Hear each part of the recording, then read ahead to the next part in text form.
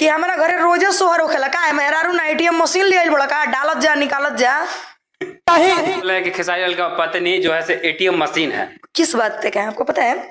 उन्होंने कहा है ना कि हमारे घर पवन सिंह मरियो जो है ना तो उनका घर सोहर ना हुई। तू देखे खातिर गइल बड़ा उनका घर में सोहर हुई कि ना हुई, चाहे वो सोहरे करवही तो तारा सब। तो दोस्तों जैसे कि आप लोग जानते हो अभी भोजपुरी इंडस्ट्री में बहुत ही विवाद चल रहा है, जैसे कि बड़े बड़े सुपर स्टार और पावर स्टार के बीच में भी विवाद चल रहा है। पवन सिंह और खेसारी के एक स्टेट शो के दौरान खेसारी लाल ने पवन सिंह को बोल दिया था मर जाएंगे, लेकिन उनके घर पे सोहर नहीं। बात को लेके भोजपुरी इंडस्ट्री में बहुत ही तेजी से विवाद हो रही है और बहुत परेशान है इस बात को लेकर। घर में रोजो सोहर होई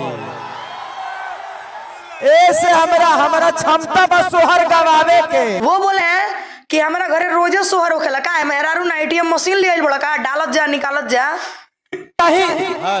हम चाहिए तो हर 9 महीना पर सोहर गवा दी अपना घर में। अगर केहू के लगे ताकत होखे तो गवा के देखाओ सोहर।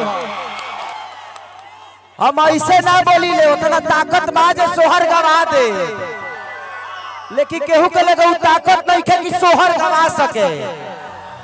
आज हम दावा ठोक के कहतनी कि मरियो जो है तो घर में सोहर ना हो। हमारे इंडस्ट्री में कुछ ऐसे कलाकार हैं